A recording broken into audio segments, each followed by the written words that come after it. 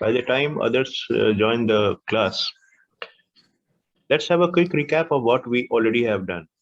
We were discussing about PLC, product life cycle,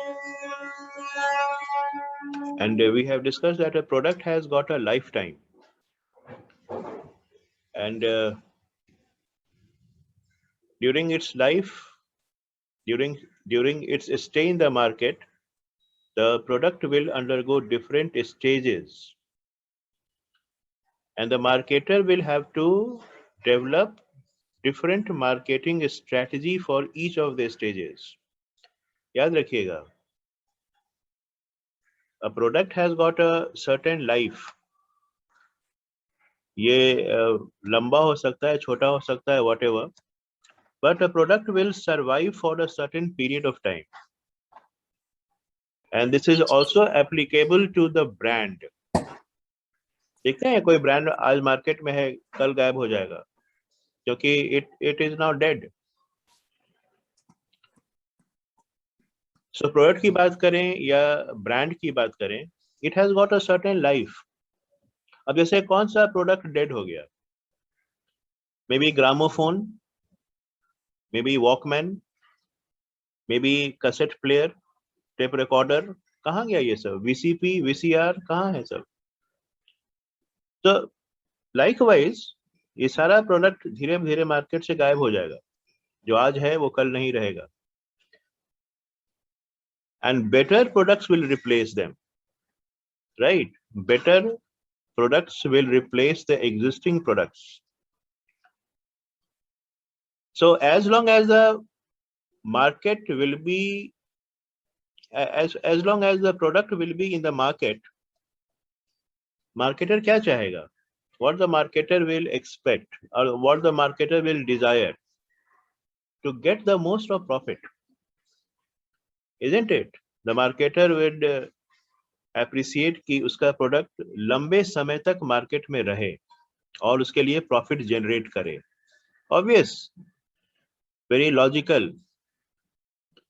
So marketer is very concerned that the product stays in the market for a longer period of time, as longest as possible, and during its stay in the market, it should produce the profit. Profit is the key concern, isn't it? So now that the marketer realizes that the different stages will not be the same, the characteristics of each of the stage will be very different. So marketers cannot apply the same strategy throughout.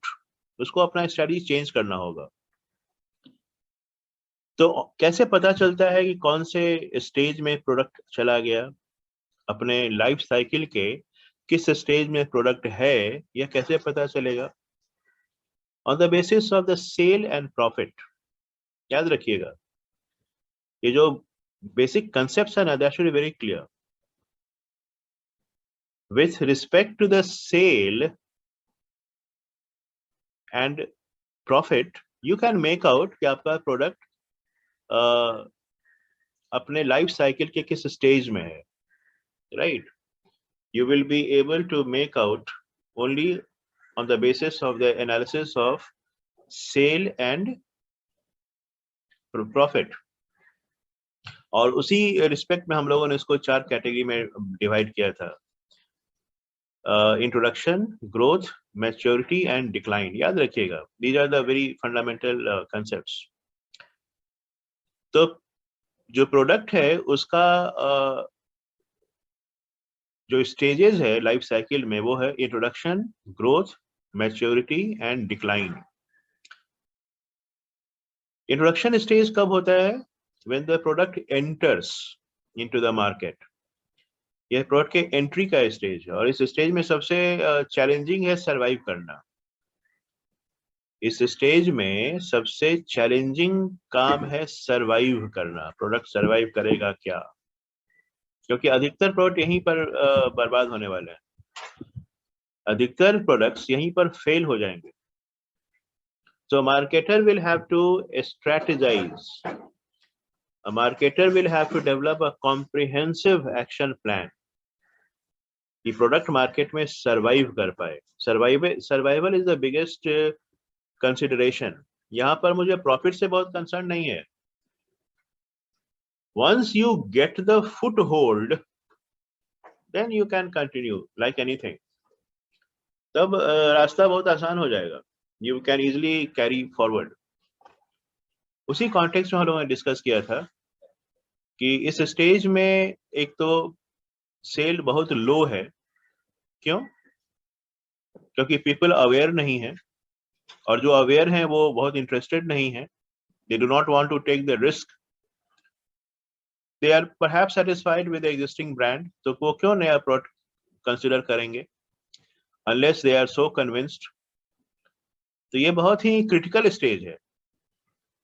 सबसे जो खतरनाक stage है ना product के life का, वो यही है. यहाँ बच गए तो फिर आप निकल जाइएगा, फिर तो बहुत अच्छे दिन आने वाले हैं. यहाँ पर सरवाइव करना मुश्किल है. इसलिए आपको बहुत सोच समझ कर प्लान आउट करना होता है. उसी कॉन्टेक्स्ट में हम लोगों ने डिस्कस किया था when to launch the product, where to launch, roll on launch होगा या नेशनल लॉन्च होगा. याद है ना?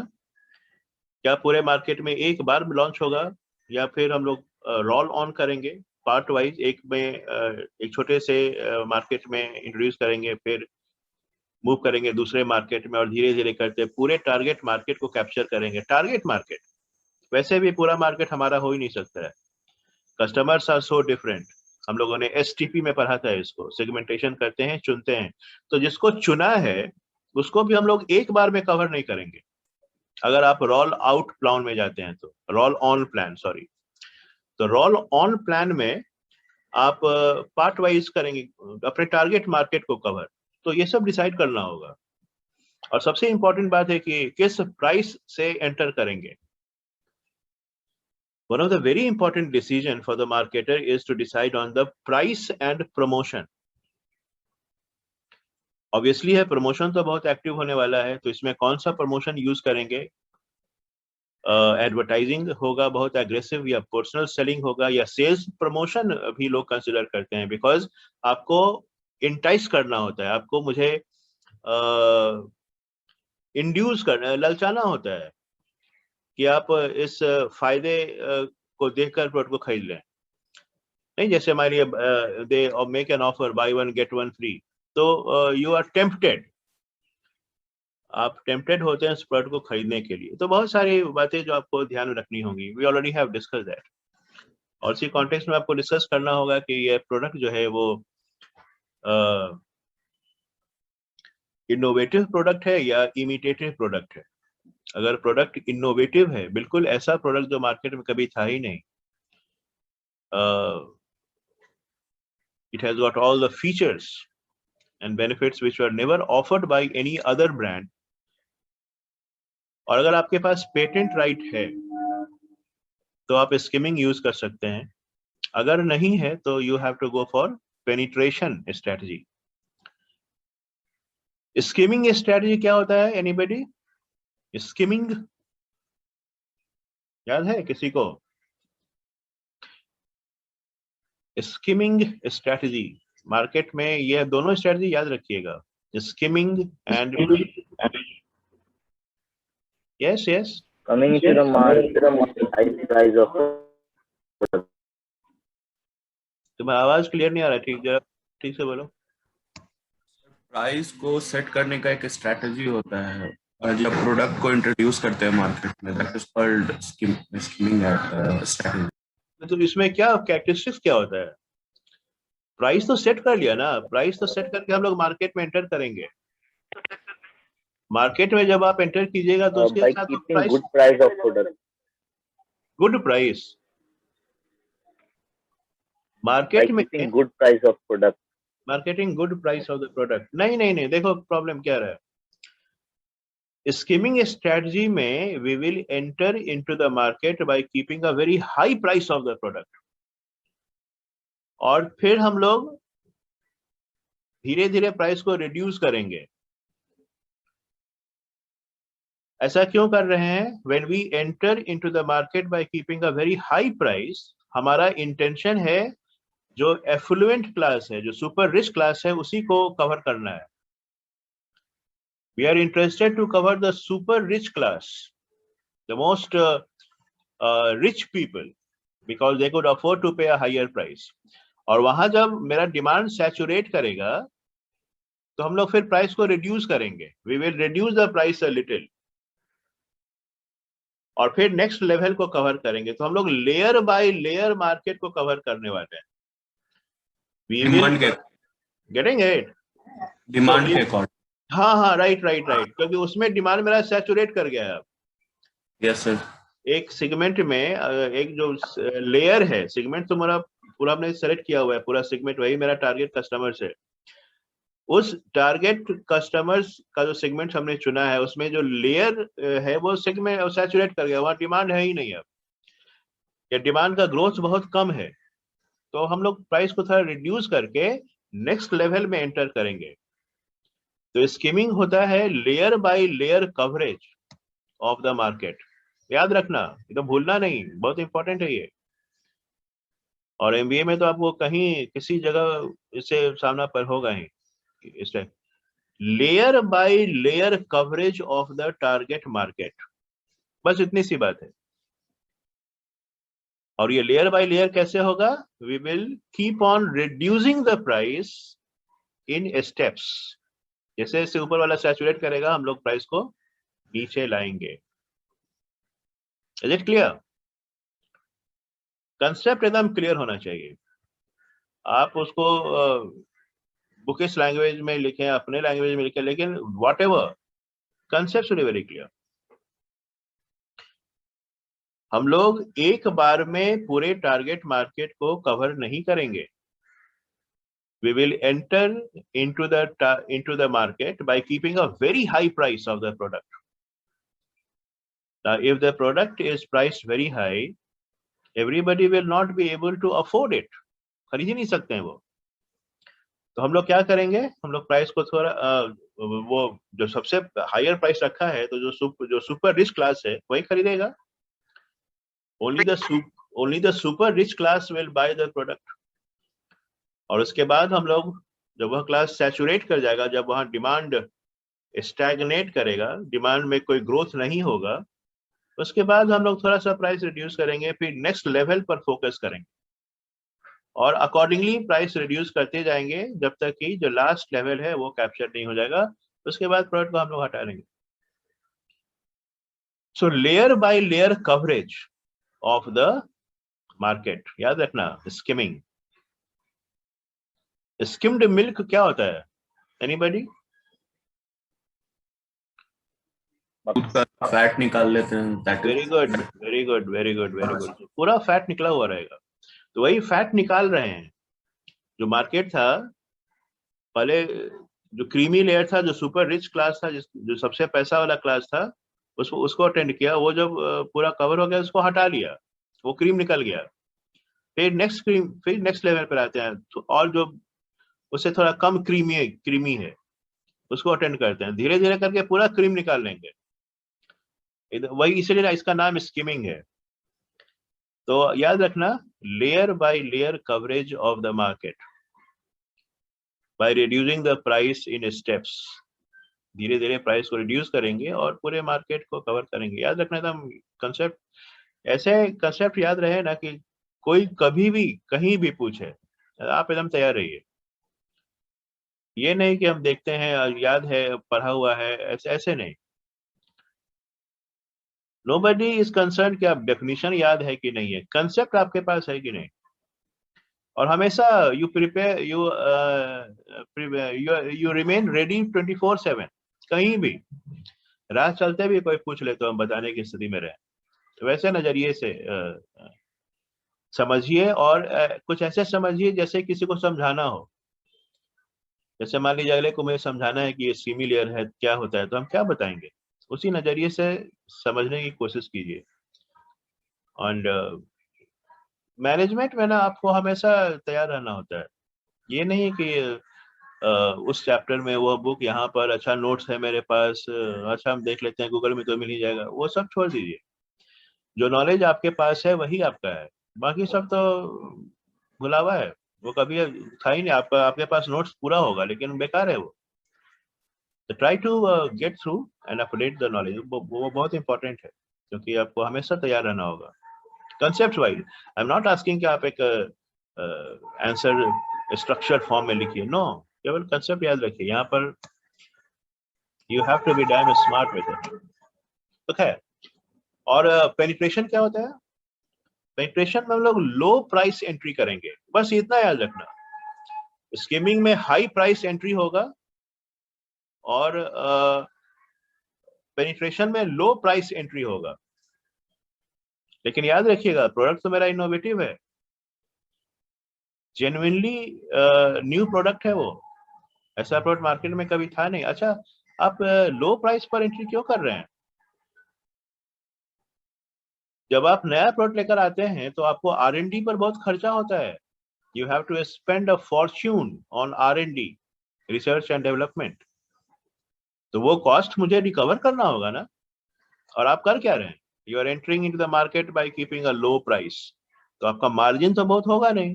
You will not be able to make good margin on the sale of every unit. नहीं, जैसे 10 रुपया कॉस्ट ऑफ प्रोडक्शन है तो हम आपसे 12 रुपया अगर मांग रहे हैं तो 2 रुपया मार्जिन से मेरा कब कवर होगा?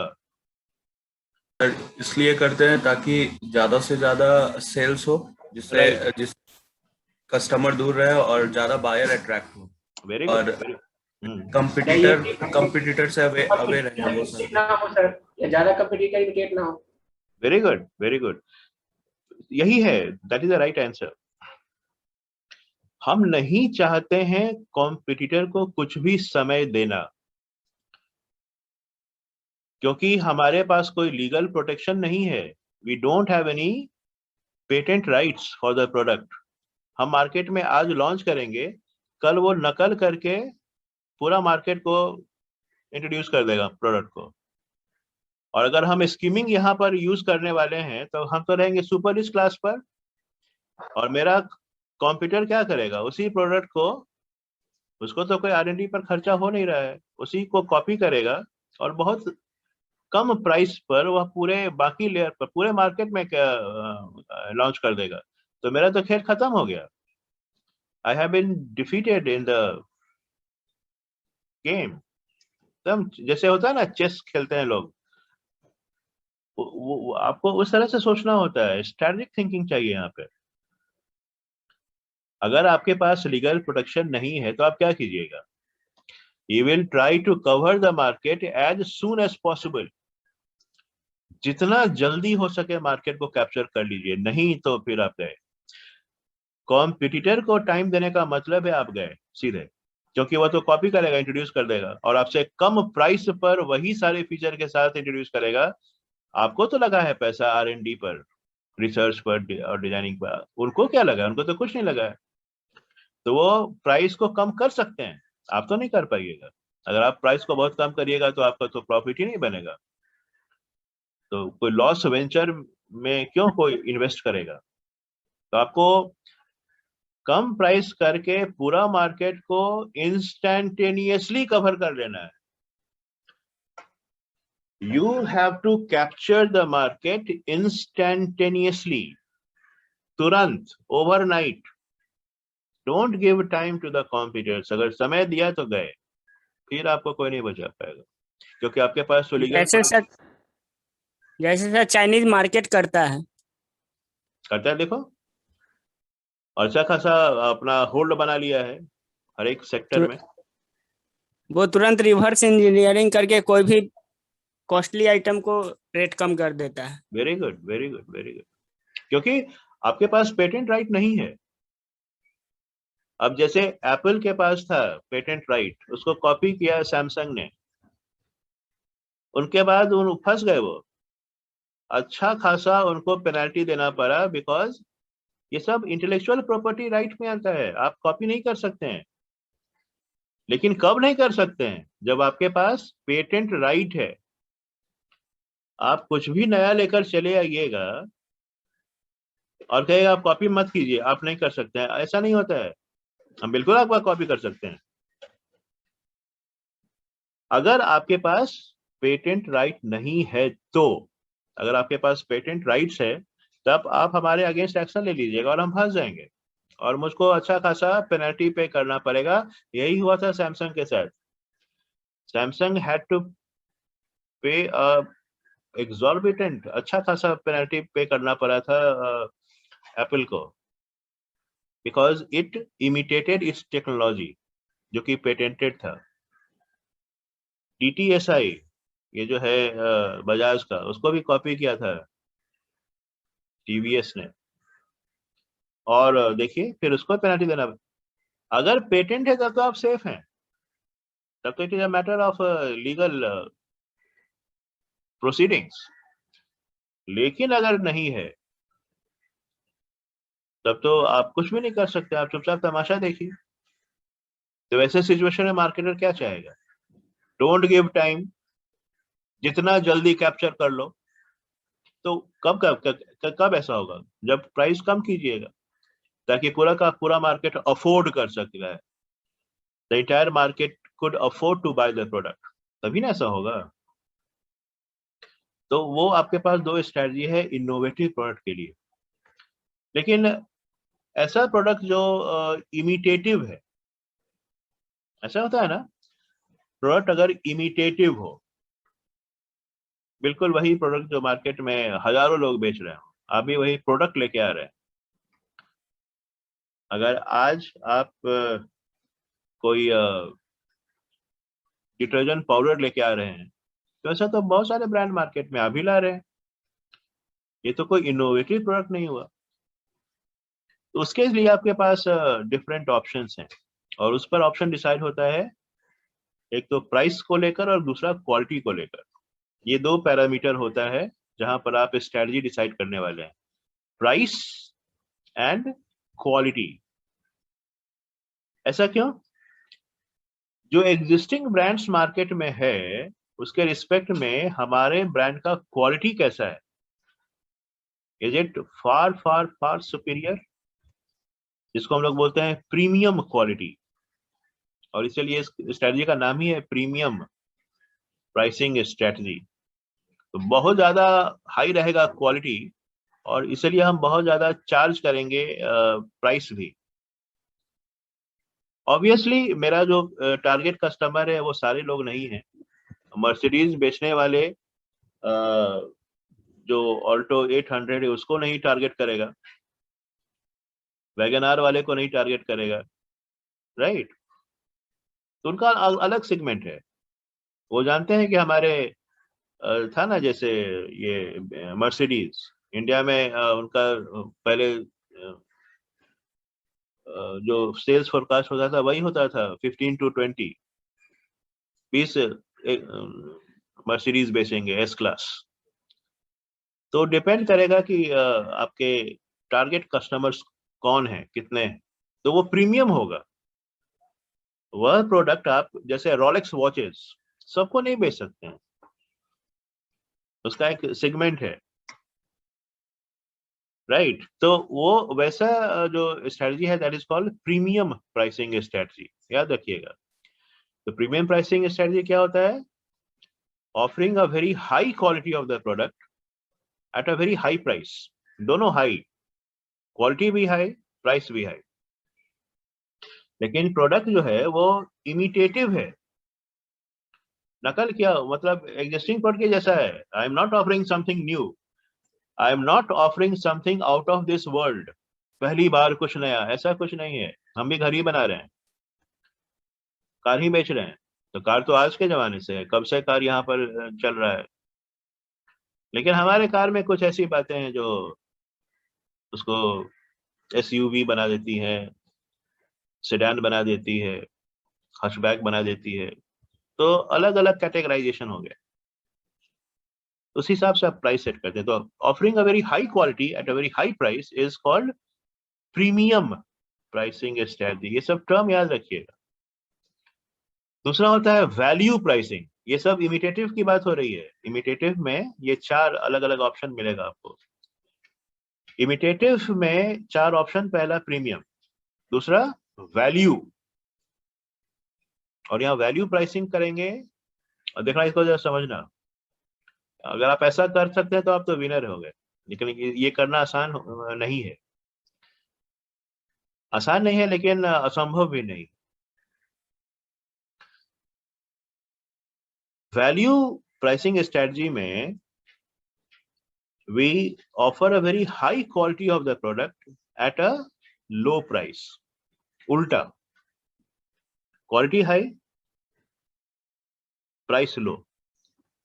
ये this is the best thing that could happen. It will delight the customers. Customer will be on the top of the world. वो यही तो चाहेगा, और क्या चाहेगा? कम से कम कीमत पर बहुत बेहतर क्वालिटी मिल जाए, यानी anybody's dream। लेकिन ये बहुत मुश्किल है, लेकिन ऐसा लोग कर सकते हैं। कैसे करते हैं? कॉस्ट को कम करना पड़ेगा। कॉस्ट को कम कीजिएगा तभी तो प्राइस कम कीजिएगा। तो कॉस्ट को कम करते हैं कैसे? Number 1 is outsourcing. आउटसोर्स कर देते हैं। आउटसोर्सिंग मतलब थर्ड पार्टी को कहते हैं मैन्युफैक्चर करने के लिए, अगर हमें लगता है they could manufacture it at a lesser cost then we could. अगर हम लोग अपना प्लान सेटअप करें तो बहुत ज्यादा खर्चा होगा, लेकिन मान लीजिए कोई ऐसा ऑर्गेनाइजेशन है जिसका प्लांट जो है वो आइडियल है। इंक्रीमेंटल कॉस्टिंग जहां होता है, इंक्रीमेंटल कॉस्ट, तो ऐसा जो ऑर्गेनाइजेशन होगा ना जिसका प्लांट आइडियल है, जहां काम नहीं हो रहा है, उसको काम ही नहीं है। उसके जो वर्कर्स हैं आके बैठे हुए हैं, कोई काम ही नहीं है, क्योंकि वहां उतना डिमांड नहीं है प्रोडक्ट का, जो भी कारण हो। आइडियलनेस, मशीन काम नहीं कर रहा है क्योंकि काम नहीं है, वर्कर्स भी आके बैठे हुए हैं, जितना बनाया था बना दिया। अब आप ऐसी ऑर्गेनाइजेशन को अप्रोच करेंगे ना, तो वो आपको इंक्रीमेंटल कॉस्ट को बेसिस बनाकर कॉस्टिंग कर देंगे, जिसके कारण आपका प्राइस जिसके कारण आपका कॉस्ट बहुत कम हो जाएगा।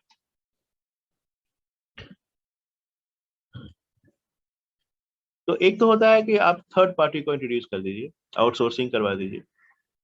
दूसरा होता है कि आपका प्लांट साइज बढ़ाइए।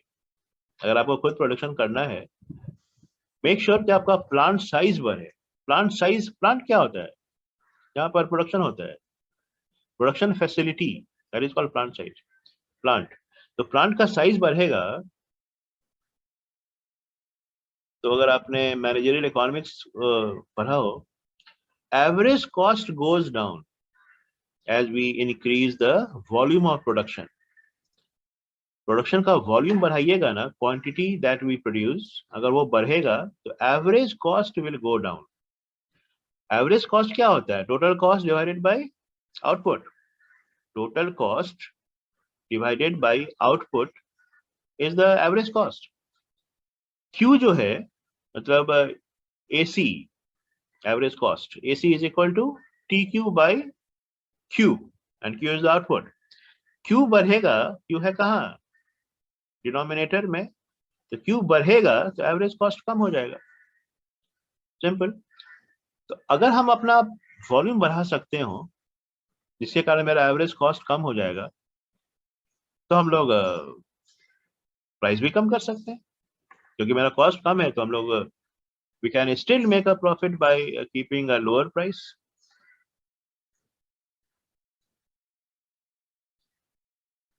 और लोअर प्राइस है, your friend has rightly said, volume बढ़ने वाला है। पहले आप बेचे थे 10 यूनिट, अब बेचेगा 100 यूनिट, क्योंकि आपने प्राइस को रिड्यूस किया हुआ है। And third is called learning curve.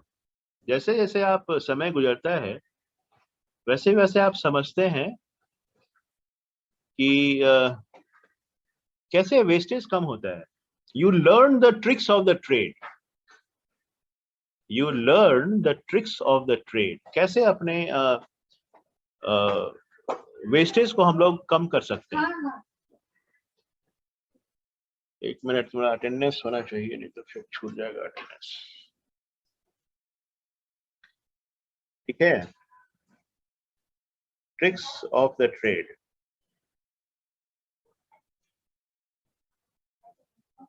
और देखते हो लोग स्पेशलिस्ट बन जाते हैं. If you do the same thing again and again, you develop the expertise. आपका एक्सपर्टीज डेवलप कर जाएगा.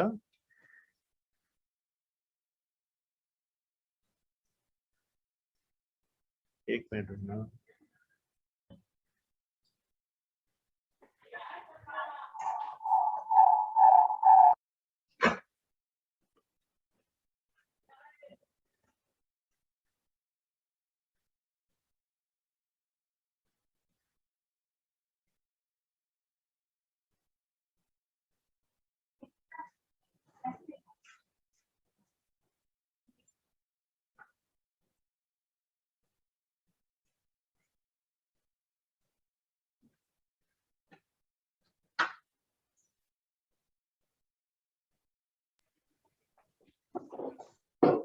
ठीक है.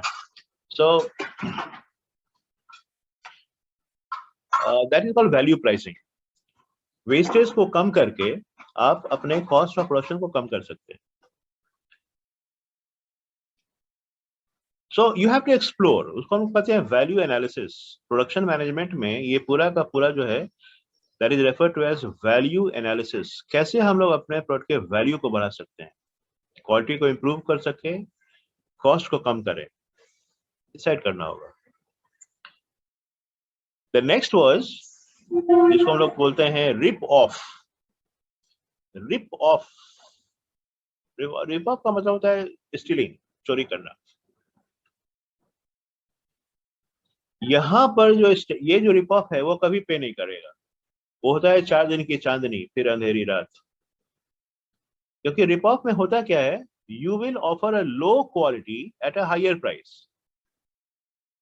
रिप ऑफ का मतलब है offering a low quality at a higher price. तो ये कब तक चलेगा? जब तक कस्टमर अवेयर नहीं है. और आज के डेट में जहाँ की अवेयरनेस लेवल बहुत हाई है, आज के डेट में देखिएगा, students are more aware than the teacher. अब किसी का डोमेन नहीं ना है. Information is available everywhere.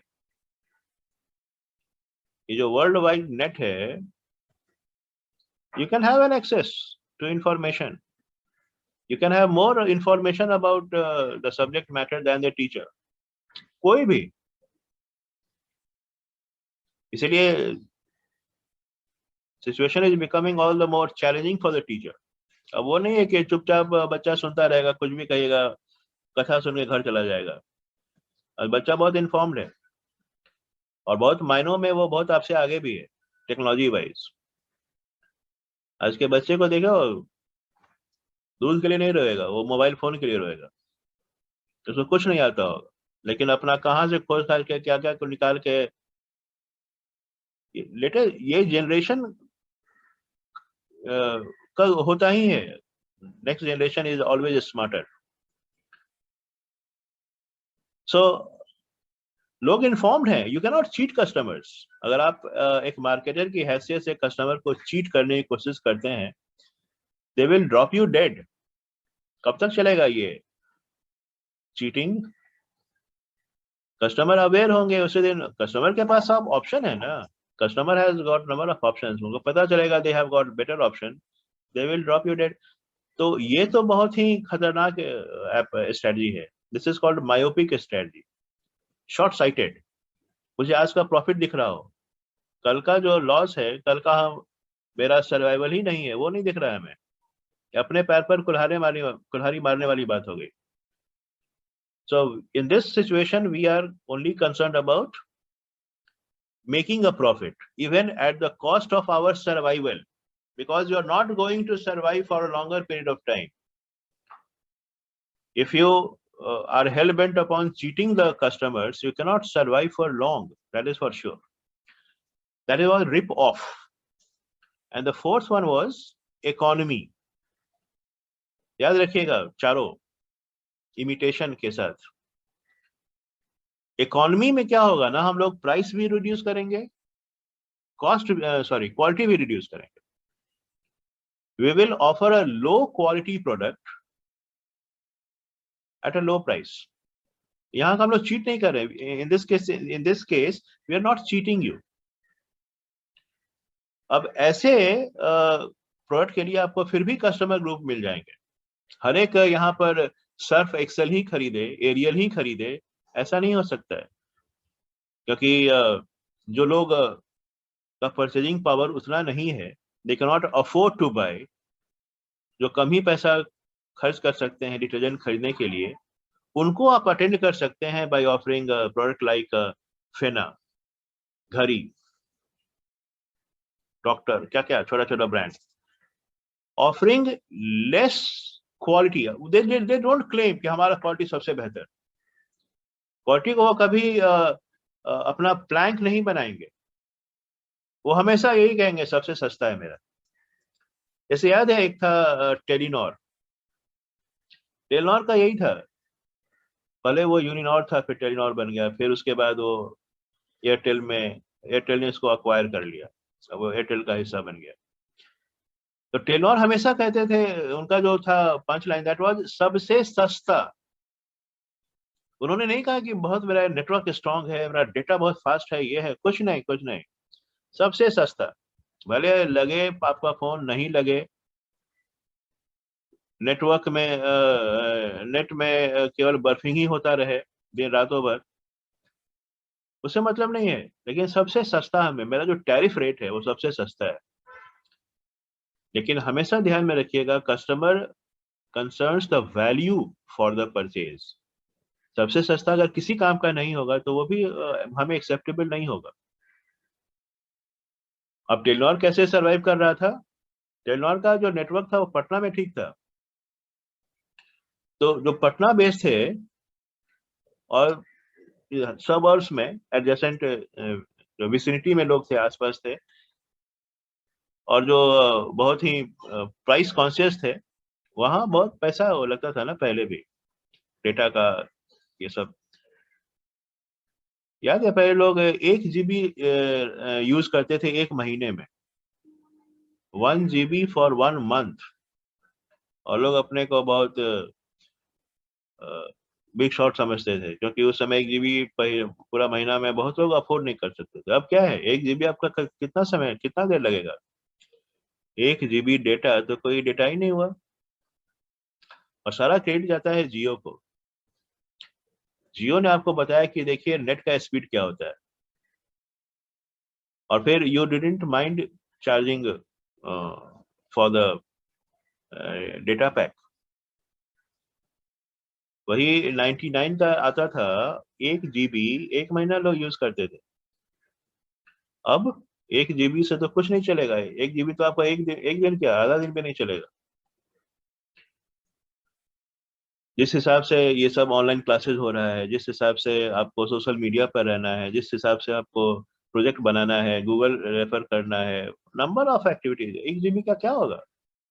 Entertain करना है, 1 GB से तो कुछ होगा नहीं. So this is how the marketer will shape up, offering less quality at a less price. That is the economy strategy. तो ये 4 strategy जो यहाँ है, ये याद रखिएगा. These are the important ones for imitative products. Any questions? Any examples that you like to cite? ठीक है. Okay, then see you tomorrow with the next part of the discussion. Thank you. Thank you, sir. Thank you. Thank you.